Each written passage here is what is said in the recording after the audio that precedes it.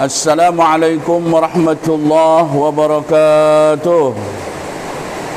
Bismillah, alhamdulillah, wassalatu wassalamu ala rasulillah Sayyidina wa maulana Muhammad ibn Abdullah wa ala alihi wa ashabihi wa mawalah wa tabi'in lahum bi ihsanin ila yaumil qiyamah. Kaum muslimin wal muslimat dimanapun anda berada, semoga saat ini dalam keadaan sehat wal afiat.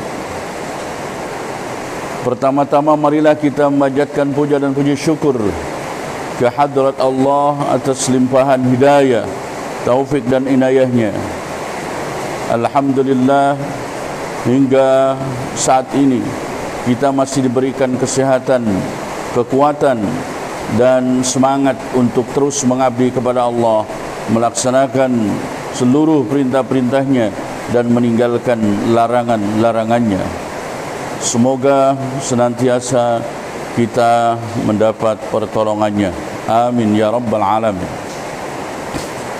Salawat dan salam semoga selamanya dicurahkan oleh Allah kepada baginda Nabi besar Muhammad sallallahu alaihi wasallam, berikut para keluarga, para sahabat-sahabatnya, tidak ketinggalan kepada kita semua sebagai umatnya.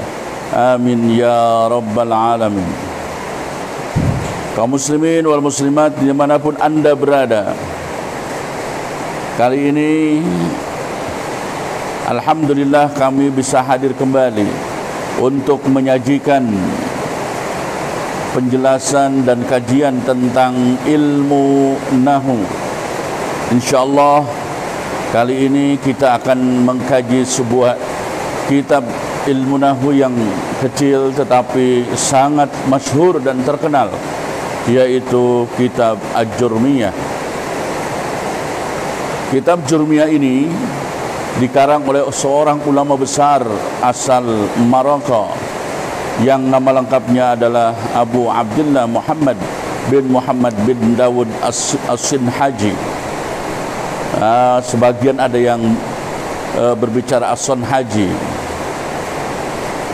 Kitab, meskipun kitab kecil, tetapi kitab ini adalah kitab yang sangat komplit, yang merupakan dasar dari kajian ilmu nahwu, di mana seluruh ulama-ulama besar dan orang-orang yang menjadi alim pun pernah mengkaji kitab Jurmiyah ini. Oleh karena itu sangat pantas dan sangat patut bagi orang-orang yang ingin memahami tentang tata bahasa Arab adalah belajar dulu tentang ilmu nahwu yang ada di dalam kitab Jurmiyah ini.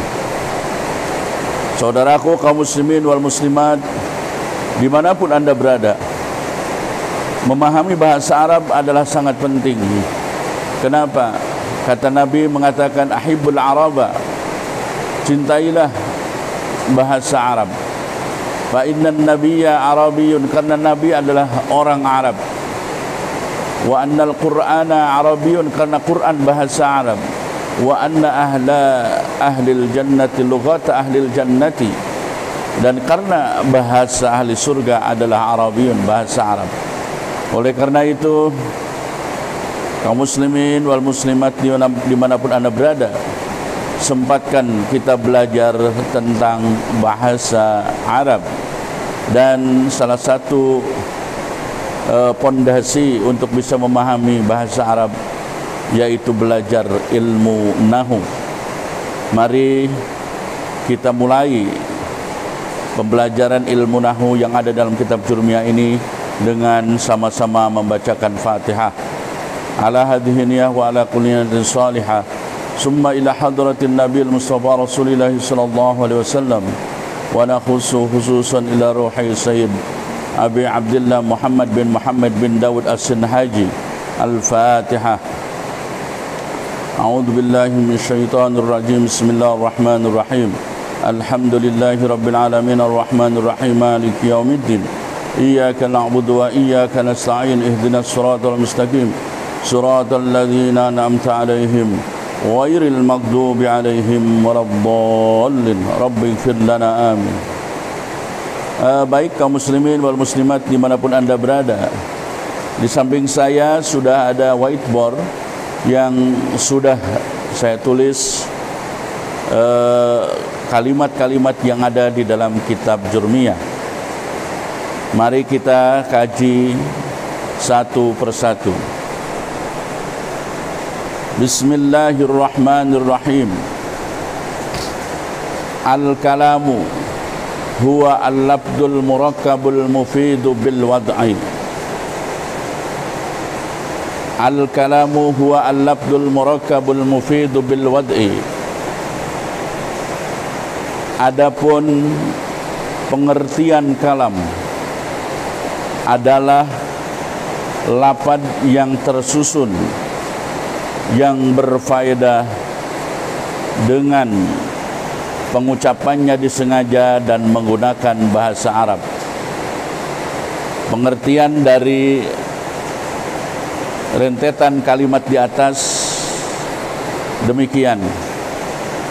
Saya ulangi. Al-kalamu huwa al-lafdu al-murakkabu al-mufidu bil wad'i. Kalam menurut ahli nahwu adalah lafaz murakkab, mufid dan wado. Setiap kitab nahwu memang biasanya mengawali pembahasannya adalah dengan bab kalam. Kenapa? Karena pada prinsipnya nahwu itu digunakan untuk bisa memahami kalam, baik itu kalamullah maupun kalamun Nabi al-hadis ataupun kalam-kalam manusia yang lain. Oleh karena itu bukan saja memahami ya, tapi juga bisa membuat sebuah kalam. Nah, oleh karena itu maka sebagian besar ilmu nahwu itu biasa mengawali pembahasannya dengan bab kalam. Kalam di dalam ilmu nahwu menurut kitab Al-Jurmiyah merupakan sesuatu yang meliputi 4 ketentuan atau meliputi 4 syarat lah, boleh dikatakan seperti itu. Yang pertama adalah meliputi ketentuan lafaz, kemudian murakkab, yang ketiga mufid, dan yang keempat wado. Jadi kalau ingin disebut kalam maka harus bisa memenuhi keempat kriteria tersebut. Saya contohkan di dalam kajian ini adalah koma zaidun. Ya, nahu koma zaidun. Koma zaidun itu artinya si Zaid telah berdiri. Jadi koma zaidun itu sudah dihukumi kalam menurut ahli nahwu. Kenapa koma zaidun sudah disebut kalam menurut ahli nahwu? Karena koma zaidun sudah bisa memenuhi keempat syarat tadi. Koma zaidun sudah bisa disebut lafaz, koma zaidun sudah bisa disebut murakkab, koma zaidun sudah bisa disebut mufid, dan koma zaidun juga sudah bisa disebut wadha. Bagaimana bisa dan apakah betul bahwa koma zaidun ini adalah memenuhi keempat ketentuan tadi? Untuk bisa memahaminya maka Anda harus paham apa yang disebut dengan lafaz. Yang kedua, apa yang disebut dengan murakkab. Yang ketiga, apa yang disebut dengan mufid. Dan yang keempat, apa yang disebut dengan wadha. Nah, tentu saja kalau Anda tidak tahu lafaz itu apa, murakab itu apa, mufid itu apa, wado itu apa, maka Anda tidak akan bisa paham bahwa qoma Zaidun itu sudah lafaz, sudah murakab, sudah mufid, sudah wado. Nah, oleh karena itu, maka penting sekali pengertian-pengertian dari lafaz murakab, mufid, wado itu Anda mengerti dulu. Anda pahami dulu atau kita pahami dulu. Ketika kita sudah memahami seperti apakah lafaz itu, seperti apakah murakab itu, seperti apakah mufid dan wado itu, maka baru kita bisa menyetujui atau bisa membenarkan bahwa qoma Zaidun adalah kalam. Yang pertama yang harus kita pahami adalah lafaz itu apa. Ini yang pertama. Lafaz menurut ulama nahwu juga artinya huwa as-sautul mustamilu ala ba'dil hurufil hijaiyah. As-sautu al-mustamilu ala ba'dil hurufil hijaiyah. Jadi lafaz itu adalah suara yang memuat sebagian dari huruf-huruf hijaiyah. Di sini bacanya as-sautul mustamilu, suara. Ya, kalau tulisan memang belum bentuk suara, tetapi ketika tulisan itu dibaca, maka akan menjadi suara tentu saja. Jadi lafaz adalah suara yang memuat sebagian huruf-huruf hijaiyah. Ketika ada tulisan yang kemudian ketika diucapkan menjadi sebuah suara dan huruf-hurufnya terdiri dari huruf hijaiyah yang 28 itu, maka lafaz tadi atau kata tadi, kalimat tersebut disebut lafaz. Kita contohkan kalimat koma dan kalimat Zaid.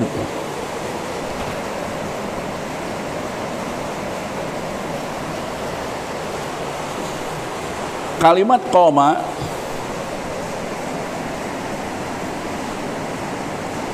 ini terdiri daripada 3 huruf. Yang pertama adalah huruf qaf, yang kedua huruf alif, yang ketiga huruf mim. Di mana kita tahu bahwa qaf, alif, mim itu adalah merupakan huruf-huruf hijaiyah.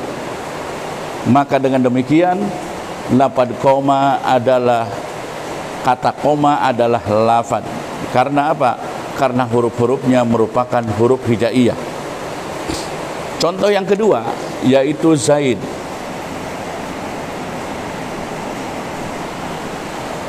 Kata Zaid itu juga terdiri dari 3 huruf, saudaraku. Yang pertama adalah huruf Zai, kemudian yang kedua ya, dan yang ketiga huruf dal. Zaid terdiri dari 3 huruf, Zai, ya, dan zal. Ketiga huruf tersebut merupakan huruf hijaiyah. Nah, dengan demikian maka lafaz koma atau kata koma dan kata Zaid adalah merupakan lafaz. Kenapa? Karena kata koma, kata Zaid, huruf-hurufnya terdiri dari huruf hijaiyah. Lantas yang seperti apakah yang tidak termasuk di dalam kategori lafaz? Yang tidak termasuk dalam kategori lafaz adalah suara-suara yang tidak mengandung huruf hijaiyah, seperti suara hujan, saudara-saudaraku. Sebelumnya saya mau minta maaf ya, barangkali suaranya kurang jelas. Posisi saya menjelaskan ini dalam keadaan hujan yang agak besar. Sekaligus ini menjadi sebuah contoh bahwa suara hujan ini adalah tidak termasuk lafaz. Kenapa? Karena tidak terdiri dari huruf-huruf hijaiyah.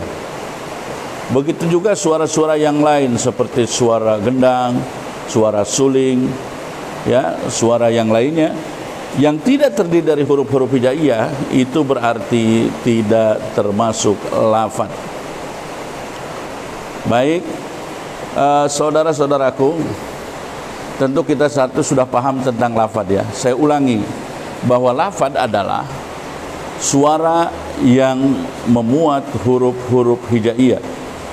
Nah, kemudian ketika kita disodorkan pada kata koma dan kata zaid, ternyata kedua kata tersebut huruf-hurufnya huruf hijaiyah, maka kedua kata tadi adalah bisa disebut lafaz.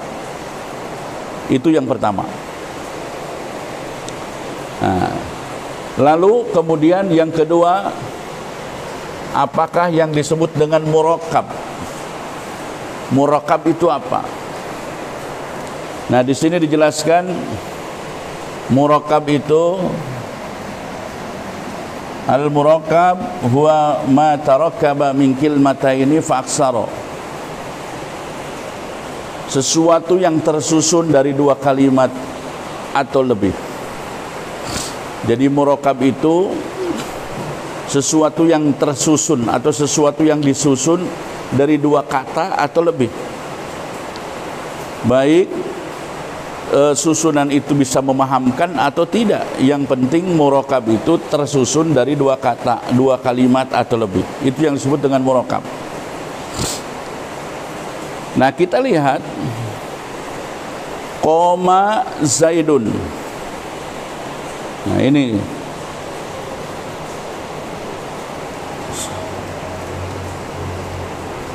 ketika saya mencontohkan koma zaidun, saudara-saudaraku, di sini terdiri dari dua kata, ya. Satu adalah kata koma, yang kedua adalah kata zaidun.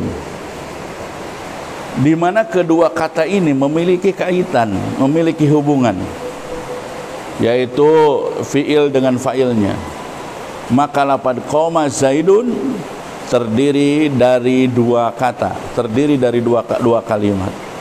Dengan demikian kita bisa menetapkan bahwa koma zaidun adalah murakkab. Sekali lagi saya ulangi, murakkab adalah sesuatu yang tersusun dari dua kata atau lebih, dua kalimat atau lebih. Artinya apa? Artinya susunan tersebut bisa memahamkan atau tidak, itu tidak masalah. Yang penting ketika murakkab itu adalah tersusun dari dua kata atau lebih. Kebetulan yang dijadikan contoh koma zaidun ini adalah sesuatu yang tersusun tetapi juga sudah bisa memahamkan, seperti koma zaidun itu. Dan nanti mungkin Anda bisa memberikan contoh-contoh yang lain, seperti dalam contoh arkanul islami itu juga adalah murakkab, karena arkanul islami itu adalah mudhaf ilaih yang terdiri dari dua kata atau dua kalimat. Itu pun bisa disebut murakkab. Yang ketiga, mufid. Ini unsur ketiga. Unsur ketiga saat kita ingin memahami kalam menurut ilmu nahwu, maka harus pula memahami mufid. Mufid itu apa? Nah, para ulama nahwu menjelaskan atau mengartikan bahwa yang disebut dengan mufid adalah ma afada faidatan yahsunus sukutu minal mutakallimi wasami'i 'alaiha.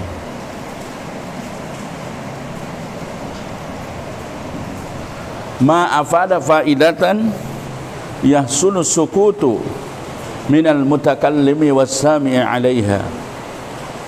Sesuatu yang berfaedah yang membuat orang yang bicara maupun yang mendengar menjadi diam karena sudah memahami faidah tersebut.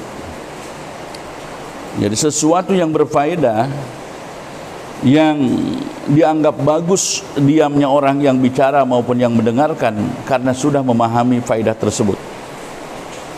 Saya contohkan di sini, contohnya tetap istiqomah, yaitu qoma Zaidun. Nah, qoma Zaidun itu adalah sebuah informasi tentang si Zaid itu berdiri. Si Zaid itu telah berdiri. Ketika kita diberitahu orang, misalnya ada orang ngomong, mas, si Zaid telah berdiri. Nah, tentu otak kita bisa memahami itu. Bisa memahami tentang berdirinya si Zaid. Meski belum jelas betul, artinya belum jelas itu, belum jelas dari sisi yang lain. Misalnya belum jelas itu di mana telah berdirinya, dengan siapa berdirinya, kapan berdirinya. Nah, itu adalah sesuatu hal-hal yang belum jelas, tetapi kaitannya dengan informasi yang lainnya, bukan dari substansi qoma Zaidunnya sendiri. Artinya informasi awal itu tidak membuat teka-teki bagi si pendengar. Nah, ketika ada sebuah kalimat yang kemudian informasinya itu justru membuat teka-teki, maka itu belum disebut mufid. Kita contohkan misalnya ada kalimat yang dalam bentuk ditambah dengan susunan kalimat, ditambah dengan ada huruf syaratnya, misalnya in qoma Zaidun.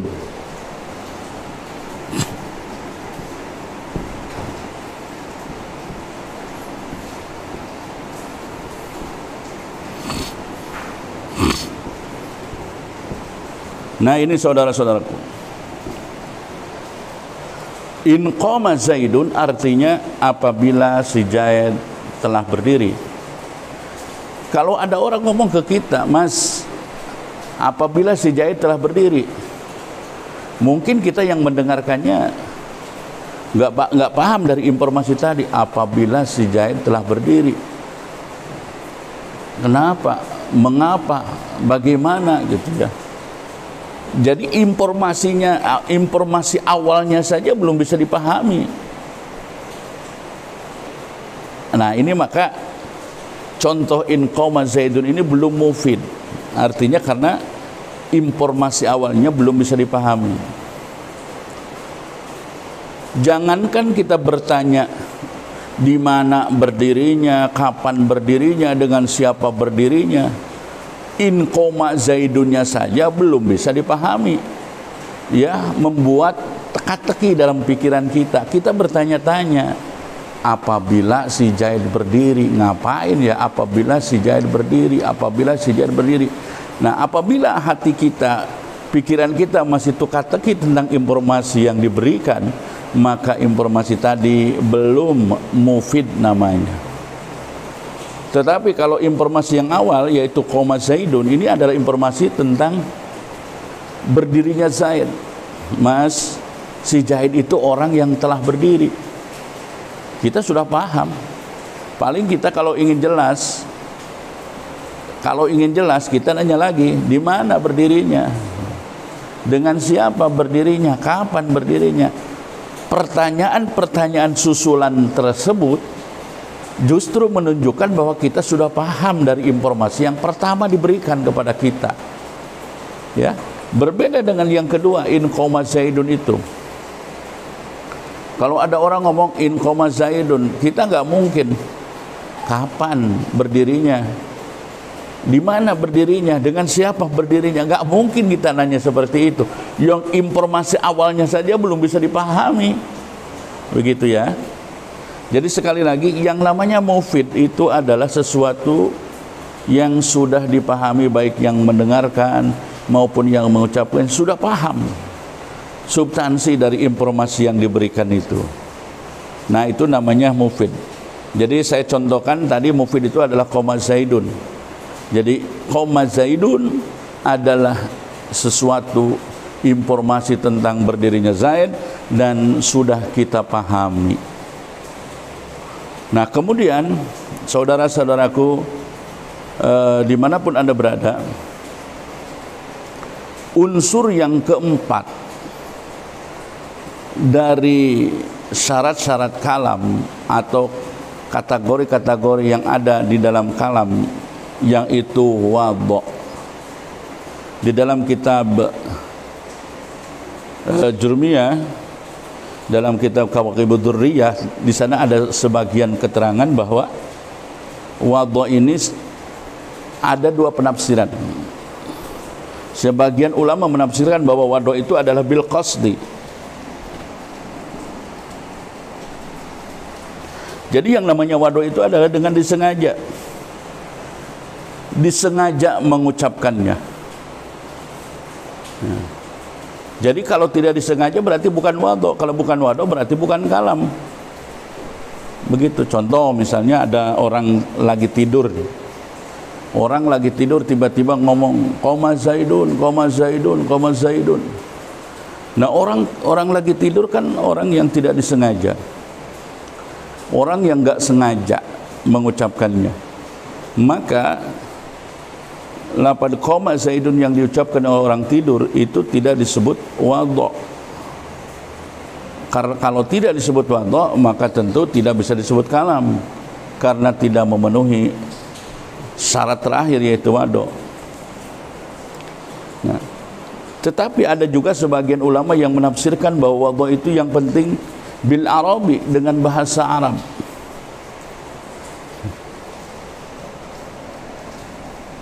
Dengan bahasa Arab.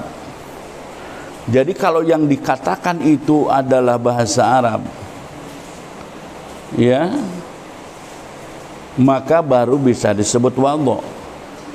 Tentu sebaliknya, kalaupun bahasa-bahasa yang diucapkan itu bukan bahasa Arab seperti bahasa Ibrani, bahasa Turki, ya, itu tidak bisa disebut dengan wadha. Kalau tidak bisa disebut wadha, otomatis tidak bisa disebut kalam. Tapi saya melihat, saudara-saudaraku, bahwa para ulama kebanyakan menggabungkan dua pendapat ini, sehingga ketika dua pendapat ini digabungkan, wadha artinya disengaja mengucapkannya dan terdiri dari bahasa Arab. Nah, sehingga ketika kita mengartikan kalam menurut ahli nahwu, artinya adalah lafaz yang tersusun dari dua kalimat atau lebih yang bisa dipahami maksudnya dan disengaja mengucapkannya juga terdiri dari bahasa Arab. Nah, itu adalah tentu pengertian yang lengkap, ya, seperti itu. Pengertian yang sesuai dengan pengertian-pengertian dari keempat unsur tadi. Tetapi boleh saja kita mengartikan misalnya kalam adalah sesuatu yang terdiri dari lafaz, murakkab, mufid dan wadha, gitu. Boleh. Kemudian ada juga yang mengartikan kalam adalah sesuatu yang mengumpulkan lafaz, murakkab, mufid dan wadha, boleh. Ada juga yang mengartikan kalam adalah sesuatu yang harus memenuhi syarat lafaz, syarat murakkab, syarat mufid dan wadha, itu juga boleh. Intinya keempat ketentuan tadi harus masuk ketika kita ingin mengartikan kalam, ya. Sekali lagi, nah, ketika kemudian saya mengartikan qoma zaidun,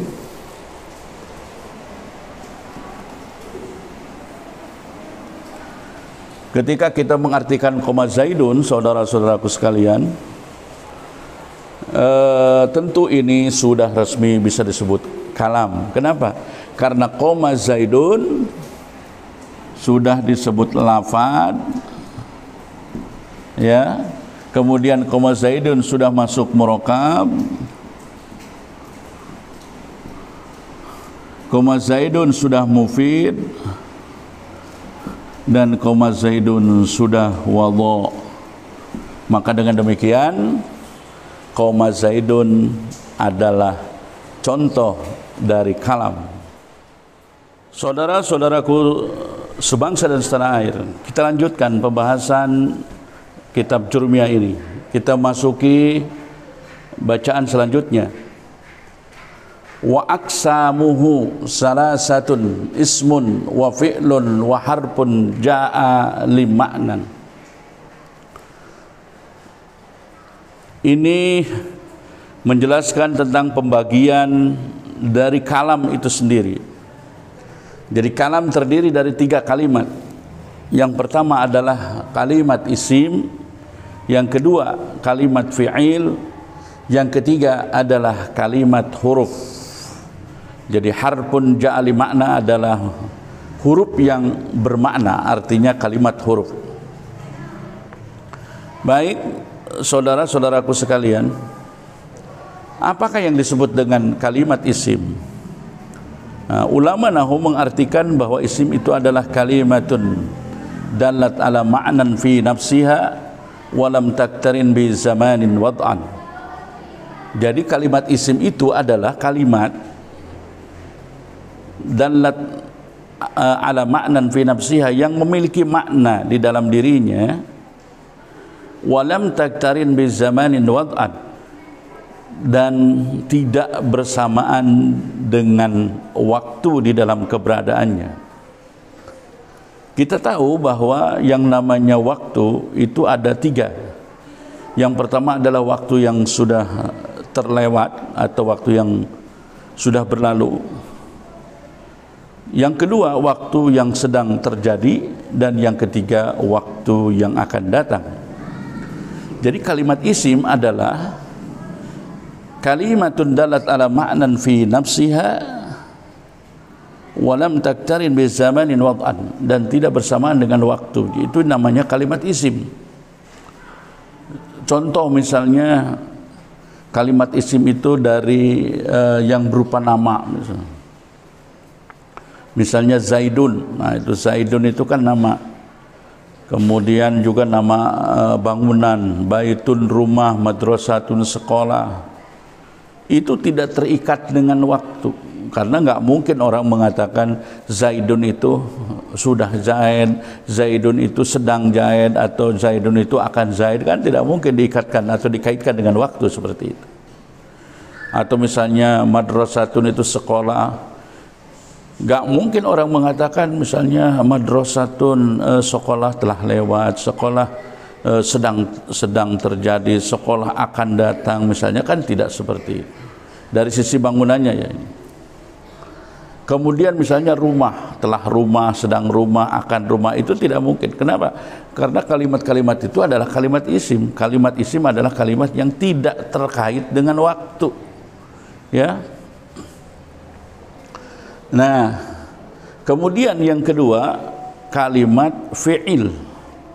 Kalimat fi'il ini kalimatun dalat ala ma'nan fi nafsiha waqtaranat bizamanin wad'an. Kalimat fi'il adalah kalimat yang memiliki makna di dalam dirinya dan bersamaan dengan waktu di dalam keberadaannya. Jadi gampangnya ya, kalau kalimat fi'il adalah kalimat yang menunjukkan pekerjaan. Kalimat-kalimat yang memiliki makna pada dirinya tetapi bersamaan dengan waktu, salah satu waktu yang 3 itu. Contohnya misalnya kalau kalimat fi'il, contohnya telah makan atau makan,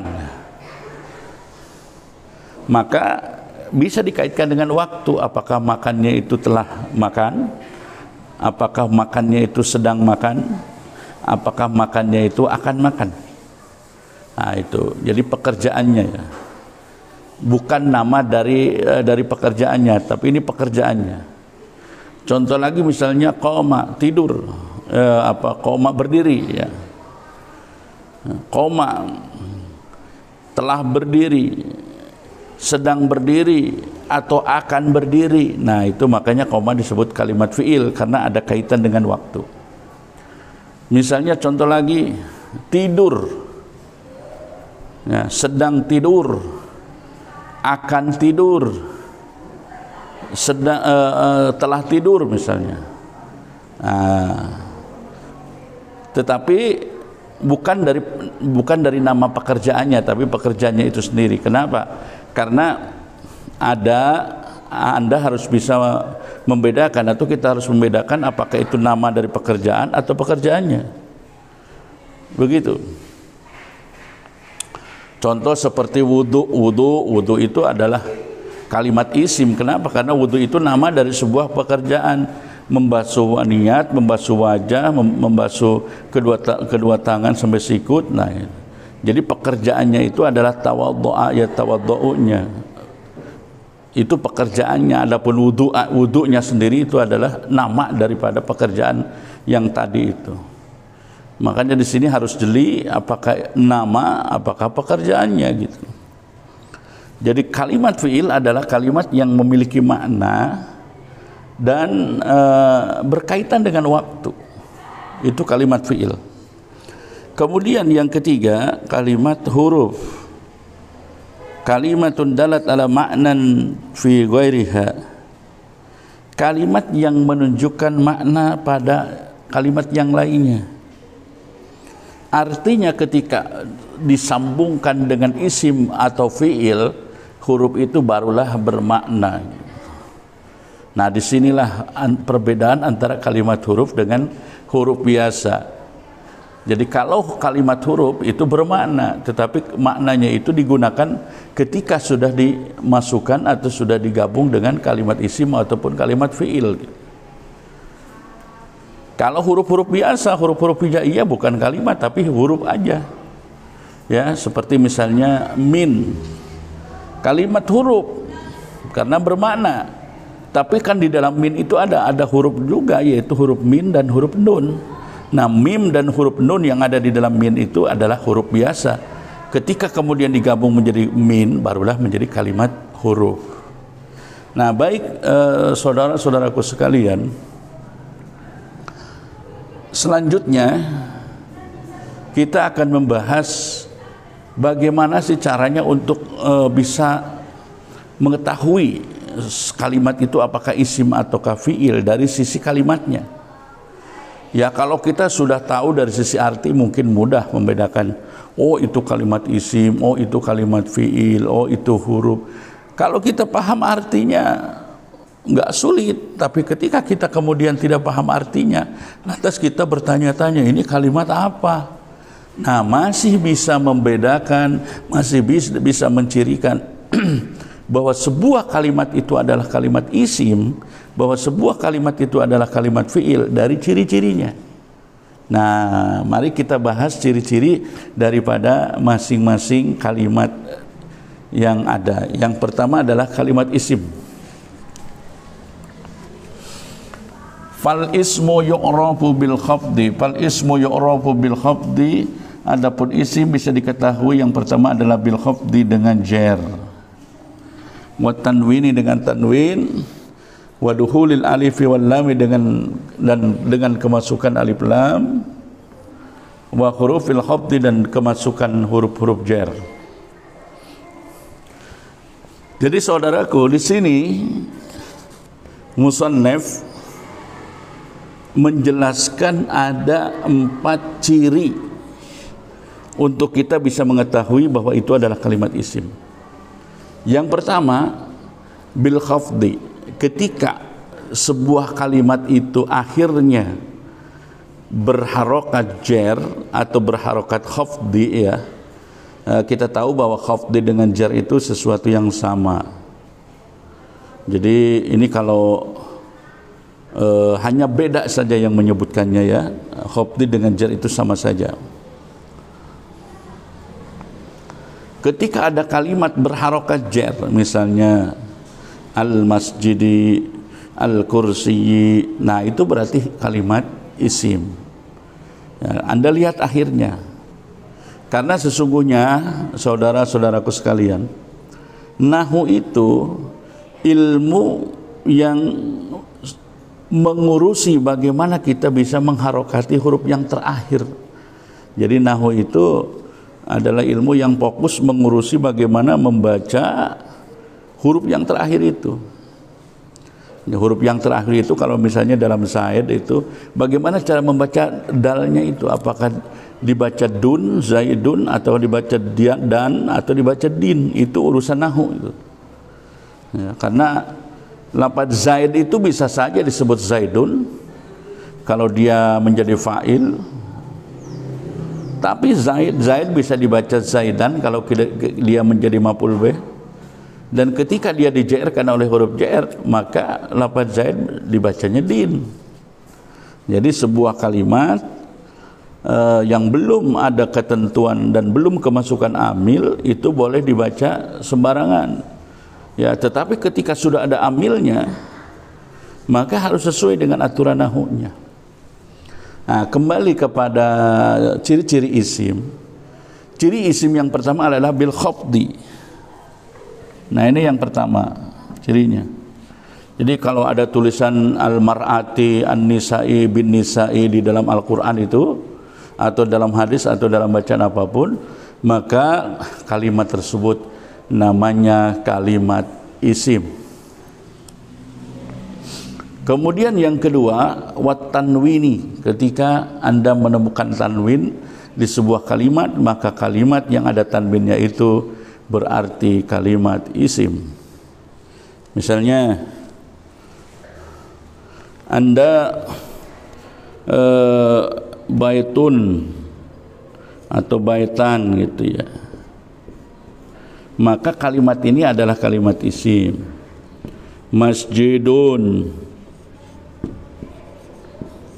ada tanwinnya, maka lafaz masjid ini, kalimat masjid itu adalah kalimat isim juga. Misalnya lagi qolamun,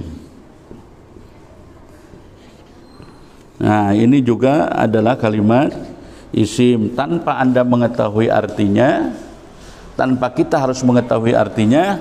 Ketika ciri-ciri ini ada, maka kita bisa menyebutkan, oh itu kalimat isim, oh itu kalimat fi'il misalnya, atau itu adalah kalimat huruf misalnya.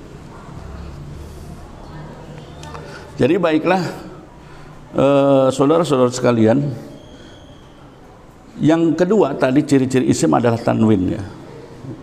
Kemudian yang ketiga ciri isim adalah waduhulil alifi wal lami, kemasukan alif lam. Jadi kalimat apapun kalau ada alif lamnya, maka itu disebut kalimat isim. Mau alif lam qamariyah, mau alif lam syamsiyah kalau dalam bahasa tajwid, maka di dalam ilmu nahwu kalimat yang ada alif lamnya berarti kalimat isim. Misalnya Anda menemukan di dalam Al-Quran Al-Kitabu, berarti Alkitab isim. Misalnya lagi Ar-Rasulu, berarti Ar-Rasulu itu isim. Al-Fajru, berarti Al-Fajru itu adalah isim. Ya, dan yang lain-lain, banyak sekali. Nah, kemudian ciri yang keempat,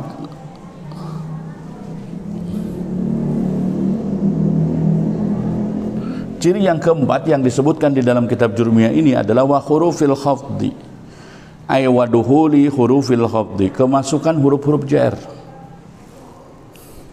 Huruf-huruf jar itu apa? Huruf-huruf jar adalah huruf-huruf untuk menjairkan kalimat isim. Jadi kalau ada kalimat isim, kemasukan huruf-huruf jar, maka akhir dari kalimat isim itu harus dijairkan. Nah, ketika ada kalimat kemasukan huruf-huruf jar, maka kalimat tersebut mau tidak mau kita namakan kalimat isim. Nah, huruf jar itu apa saja? Banyak. Wahya min, ila, an, ala, fi, ruba, ba, kaf, lam, wa huruful qasam, dan huruf-huruf sumpah, huruf-huruf yang dipakai di dalam sumpah seperti wau, ba, ta ya, wallahi gitu, billahi, tallahi. Nah, saudara-saudara sekalian, sekali lagi, setiap kalimat yang Anda temukan kemudian ciri-ciri A ini ada pada kalimat tadi, seperti akhirnya di-JR-kan, atau akhirnya kemudian ditanwinkan, atau kemudian awalnya kemasukan alif lam, atau awalnya kemasukan huruf-huruf JR, maka kalimat tersebut namanya kalimat isim. Misalnya saya contohkan ya,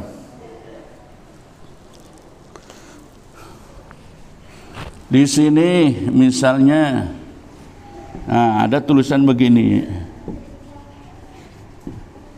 Ini bacaannya adalah madrasah. Ketika di depan madrasah itu tiba-tiba ditaruh huruf min, sehingga dibacanya min madrasatin, maka madrasah ini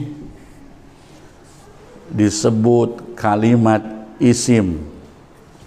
Kenapa? Karena kemasukan huruf jar ini.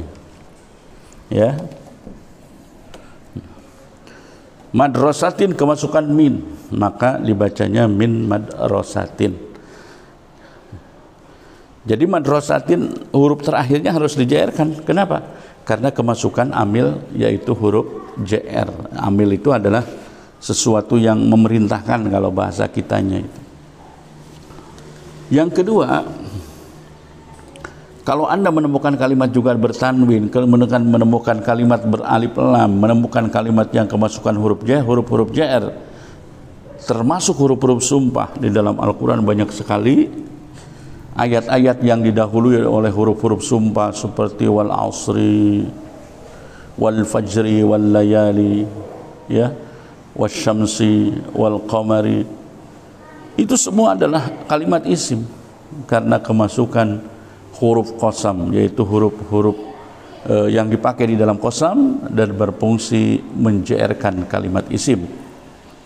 Nah, saudara-saudara yang dimuliakan oleh Allah, berikutnya adalah kalimat fi'il. Kita tahu tadi bahwa kalimat fi'il adalah kalimat yang menunjukkan makna dan bersamaan dengan pekerjaan, di dalam bersama dengan waktu, ya. Dan tentu ini menunjukkan pekerjaan atau kejadian. Misalnya makan, sudah makan, sedang makan atau akan makan, mandi, sudah mandi, akan mandi, sedang mandi atau akan mandi. Nah, tetapi tentu saja sekali lagi saya nyatakan bahwa dari sisi pekerjaannya, bukan dari sisi nama dari pekerjaan itu. Jadi kalau dari sisi namanya kalimat isim, tapi kalau dari sisi pekerjaannya maka kalimat fi'il. Maksudnya bagaimana maksudnya? Ya kayak misalnya mandi, ya. Mandi itu apa sih? Mandi itu kan berarti menginikan air, menggunakan air pada tubuh kita, itu namanya mandi. Dan menggunakan air, membanjurkan, membasuh air kepada tubuh kita, itu pekerjaan, namanya fi'il. Tapi nama daripada pekerjaan itu, mandinya itu sendiri, itu adalah isim, al-ghuslu gitu.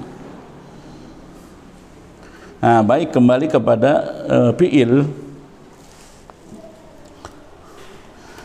Di dalam Jurmiyah dijelaskan wal fi'lu yu'rafu biqad. Yang pertama, fi'il itu bisa diketahui dengan kemasukan qad. Kemudian wasini, sin tanfis, wasaufa, saufa taswib, wa ta'nisi as-sakinah, dan ta'tanis sakinah. Jadi di dalam kitab Jurmiyah ini pengarang juga memberikan ciri-ciri fi'il itu sebanyak 4 macam. Yang pertama, ciri kalimat fi'il adalah kemasukan qad harfiyah. Ya, qad harfiyah ini bisa masuk kepada fi'il madi, bisa masuk kepada fi'il mudhari. Jadi ketika ada kalimat di depannya ada qad, berarti itu adalah kalimat fi'il. Misalnya yang sering kita dengar ketika mau sholat, qad qamatis shalah, ya, itu qad qamatis shalat. Qad qamatis shalat berarti qomatnya itu adalah kalimat fi'il karena kemasukan qad. Misalnya lagi, walaqad fatanna, berarti fatana itu adalah kalimat fi'il karena ada qadnya. Walaqad khalaqnal insana, berarti khalaqna itu adalah khalaqonya kalimat fi'il karena kemasukan qad. Jadi setiap kalimat yang kemasukan qad, maka kalimat tersebut dinamakan kalimat fi'il. Ya, kita camkan itu, kita ingat-ingat itu. Jadi kalau ada kalimat, ada qad di depannya, maka disebut dengan kalimat fi'il. Yang berikutnya adalah sin. Nah, kalau qad ini bisa masuk pada fi'il mudhari, bisa juga masuk kepada fi'il madi, bisa masuk pada fi'il madi, bisa masuk kepada fi'il mudhari. Hanya tinggal faedahnya saja yang berbeda. Misalnya qad aflaha, aflaha itu fi'il madi. Ya. Ada juga yang masuk kepada fi'il mudhari seperti qad yasduqul kadhubu wa qad yabkhulul bakhilu gitu. Faedahnya apa? Perbedaannya. Kalau qad masuk kepada fi'il madi itu biasanya litakrib, bermakna dekat, sudah dekat, atau litahqiq, bermakna sesungguhnya. Qad aflahal mu'minun, sesungguhnya bahagia. Qad qamatis shalat, sudah dekat waktu berdirinya salat. Tapi kalau qad yang masuk kepada fi'il mudhari itu bisa berfaedah litaklil kadang-kadang, tetapi juga sebaliknya ada yang berfaedah litaksir, banyak ya. Seperti qad yabkhulul bakhil, banyak meditnya, banyak bakhilnya orang yang bakhil namanya. Nah, baik, yang kedua, fi'il itu suka kemasukan sin. Nah, fi'il di sini yang biasa kemasukan sin itu adalah fi'il mudhari. Namanya sin tanfis. Sin tanfis itu adalah sin yang menunjukkan waktu yang akan datang. Misalnya, sayaqulu sufaha gitu. Misalnya kita akan pulang, tetapi jaraknya sudah dekat, 3 hari, 1 hari lagi, 2 hari lagi, 3 hari lagi, itu pakainya sin tanfis. Sayarji'u, sa'arji'u, aku akan pulang besok, sa'arji'u. Tapi kalau waktunya masih lama, itu pakainya saufa yang satunya. Saufa taswib, ya saufa ta'lamun. Misalnya kita mau pulang 1 minggu lagi, saufa arji'u, saufa adhabu misalnya. Nah, kemudian saudaraku, ciri fi'il yang keempat yang disebutkan dalam jurumiyah ini adalah wata'it ta'nisi as-sakinah. Ta'it ta'nis itu adalah ta' yang menunjukkan wanita, as-sakinati yang mati, yaitu ta' yang mabsutoh, yang ditempelkan pada sebuah fi'il di akhir fi'il madi untuk menunjukkan bahwa fa'il daripada fi'il tersebut adalah seorang wanita. Misalnya ada fi'il, contohnya qoma. Nah, ketika kita menulis fi'il namanya qoma, telah berdiri, lalu kita bertanya, siapakah yang berdiri itu? Apakah laki-laki atau perempuan? Kalau dilihat dari tulisannya qoma, di mana tidak ada ciri-ciri kepada wanita, maka yang berdiri adalah laki-laki. Tapi kemudian ketika qoma ini dimasukkan tak tanis menjadi qomat,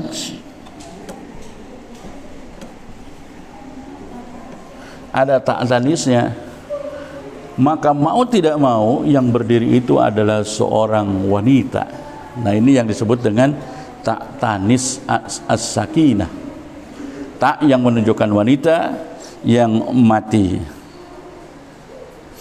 Jadi kesimpulannya, kaum muslimin wal muslimat dimanapun anda berada, bahwa fi'il itu bisa diketahui oleh kita dari sisi tulisannya, dari sisi alamat dohirnya, yaitu dengan kemasukan qad harfiah, kemasukan sin tanbis, kemasukan saufa, dan kemasukan ta' tanis as-sakinah. Ya. Itu ciri yang disebutkan di dalam kitab jurumiyah ini. Tentu di dalam kitab-kitab yang lebih besar banyak ciri fi'il yang masih bisa digunakan untuk menentukan ini fi'il atau bukan. Nah, yang berikutnya, yang terakhir adalah huruf, kalimat huruf.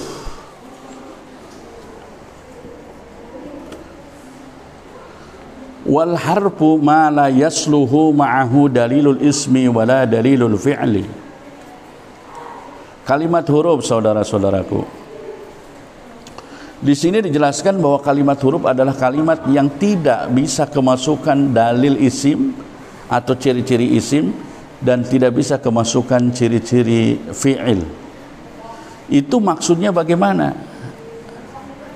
Begini, kalimat huruf itu adalah kalimat yang tidak memiliki alamat yang wujudiyah. Jadi huruf itu tidak memiliki alamat yang wujud, yang terlihat dan bisa kita baca sebagaimana isim dan fi'il. Tetapi huruf masih punya alamat, tetapi alamatnya bersifat adamiyah, tidak terlihat. Apa itu? Ciri daripada kalimat huruf adalah tidak bisa kemasukan isim, ciri isim, dan tidak bisa kemasukan ciri fi'il. Itu justru menjadi alamat kalimat huruf. Jadi kalau ada orang bertanya, Mas, sebetulnya kalimat huruf punya alamat enggak? Punya, tetapi alamatnya adamiyah. Alamat adamiyah itu artinya alamatnya tidak bersifat wujud, tidak bisa dibaca, ya. Apa itu? Tidak menerima ciri isim dan tidak menerima ciri huruf, tidak menerima ciri isim dan tidak menerima ciri fi'il. Itu adalah ciri kalimat huruf. Kok bisa begitu? Misalnya saya contohkan begini. Ada orang yang memakai baju kuning, ya. Kemudian ada orang yang memakai baju hijau. Yang satunya tidak memakai kuning, tidak memakai hijau. Sekali lagi, ada 3 orang. Yang orang pertama pakai baju kuning, orang kedua pakai baju hijau, dan orang ketiga tidak pakai kuning, tidak pakai hijau. Nah, lantas saya ngomong kepada Anda, Mas, tolong kasihkan uang ini kepada yang tidak kuning, tidak hijau. Pasti akan dikasihkan kepada orang yang tidak memiliki ciri kuning, tidak memiliki ciri hijau. Seperti itulah maksudnya. Jadi kalimat isim punya ciri khafdi, tanwin, dukhulil alif wa huruful khafdi, ya. Itu kalimat isim. Kemudian kalimat fi'il punya ciri wujudiyah. Qad, sin, tanbis, sin tanbis, saufa taswib, ta sakinah, itu ciri fi'il wujudiyah. Tapi begitu huruf, nah, huruf itu tidak punya yang wujudiyah, yang adanya adalah alamat adamiyah. Artinya huruf tidak bisa kemasukan khafdi, tidak bisa kemasukan tanwin, tidak bisa kemasukan alif lam, tidak bisa kemasukan huruf jar. Kalimat huruf juga tidak bisa kemasukan qad, sin, saufa, ta sakinah, tidak bisa. Nah, jadi kalimat huruf itu ciri-cirinya tidak wujudiyah, melainkan ciri-cirinya adamiyah, yaitu cirinya tidak menerima alamat isim dan tidak bisa menerima alamat fi'il. Baik, saudaraku kaum muslimin wal muslimat dimanapun Anda berada, partai pertama atau bagian pertama yang bisa saya jelaskan di dalam kitab Jurumiyah ini, sekali lagi tentu banyak sekali kekurangannya, ya. Dan kekurangan murni adalah datang dari saya pribadi, dan kelebihan dan kebenaran hanya milik Allah semata. Mohon maaf barangkali kurang berkenan penyampaiannya, dan tentu saya hanya berharap semoga ada manfaatnya. Sekian, selamat bertemu kembali di bagian selanjutnya. Wallahu a'lam bissawab, wallahul muwaffiq ila aqwamit thoriq. Assalamualaikum warahmatullahi wabarakatuh.